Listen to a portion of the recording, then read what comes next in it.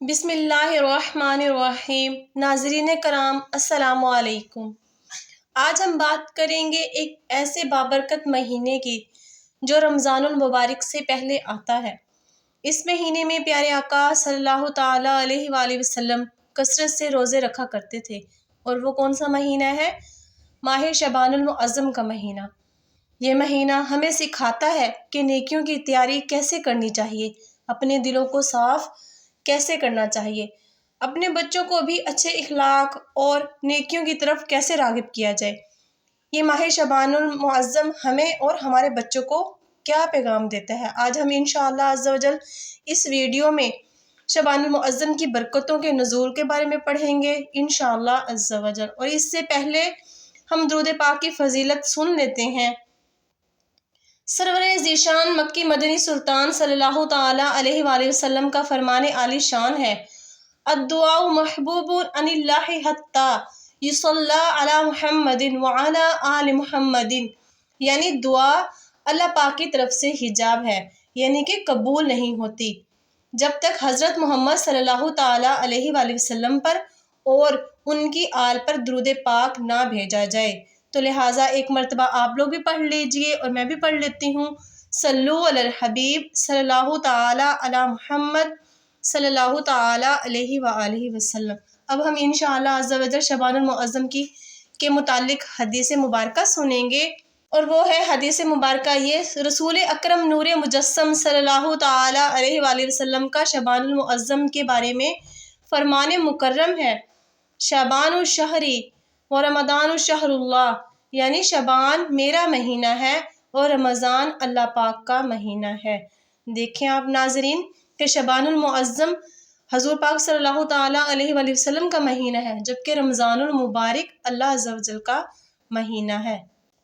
سبحان اللہ عز و جل، ماہ شعبان المعظم کی عظمتوں پر قربان، اس کی فضیلت کے لیے اتنا ہی کافی ہے کہ ہمارے پیارے آقا مکی مدنی مصطفیٰ صلی اللہ تعالیٰ علیہ وآلہ وسلم نے اسے اپنا مہینہ قرار دیا ہے، یعنی کہ میرا مہینہ قرار دیا ہے، یعنی کہ حضور پاک صلی اللہ تعالیٰ علیہ وسلم نے اسے اپنا۔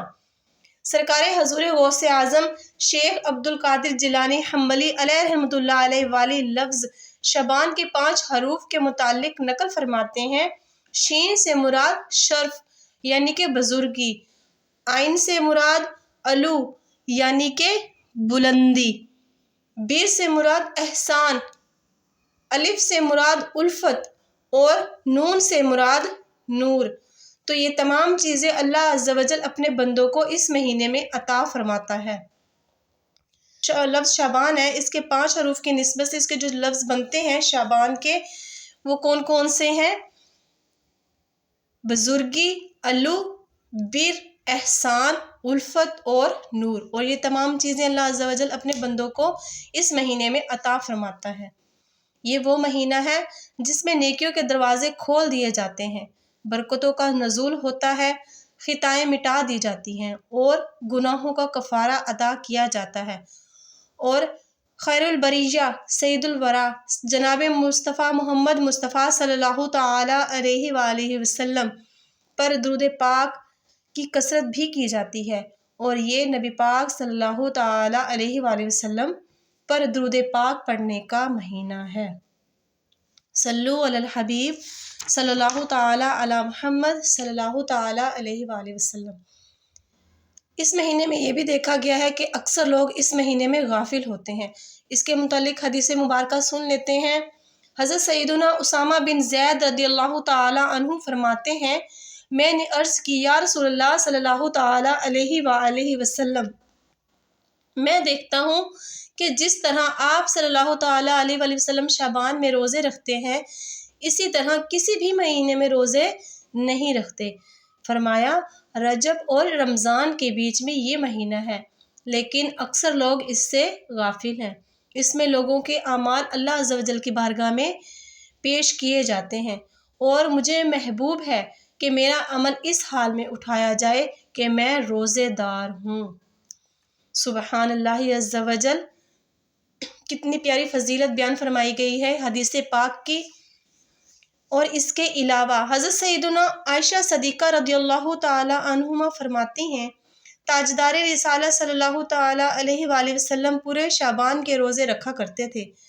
فرماتی ہیں میں نے عرض کیا یا رسول اللہ صلی اللہ تعالیٰ علیہ وآلہ وسلم کیا سب مہینوں میں آپ صلی اللہ تعالیٰ علیہ وآلہ وسلم کے نزدیک پسندیدہ مہینہ شعبان کے روزے رکھنا ہے؟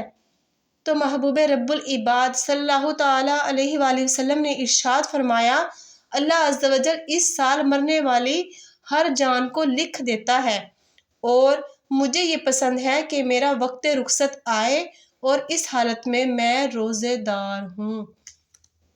صلو علی الحبیب صلی اللہ تعالیٰ علی محمد صلی اللہ تعالیٰ علیہ وآلہ وسلم۔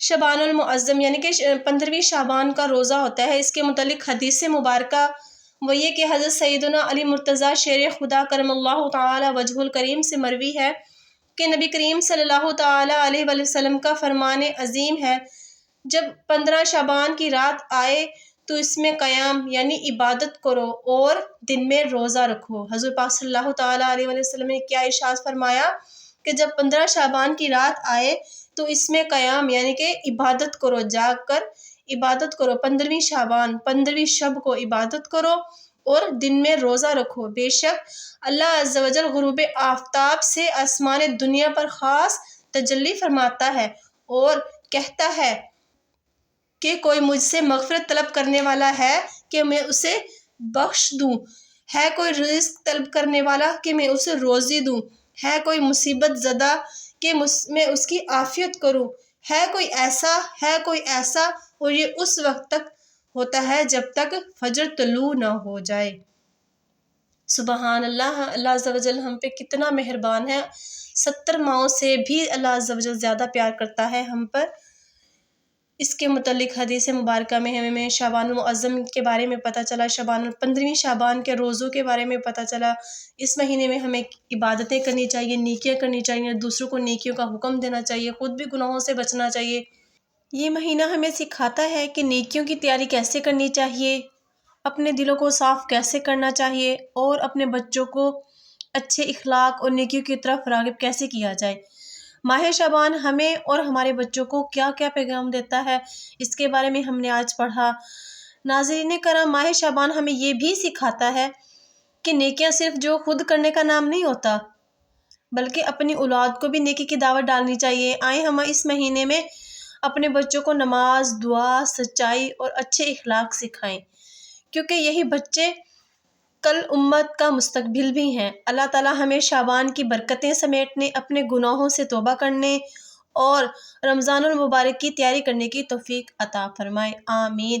اگر آپ کو یہ پیغام اچھا لگے تو اسے دوسروں تک ضرور پہنچائیے گا تاکہ نیکی کی دعوت پھیلتی رہے۔ جزاک اللہ خیرا۔ السلام علیکم ورحمۃ اللہ وبرکاتہ۔ صلو علی الحبیب صلی اللہ تعالیٰ علیہ وآلہ وسلم۔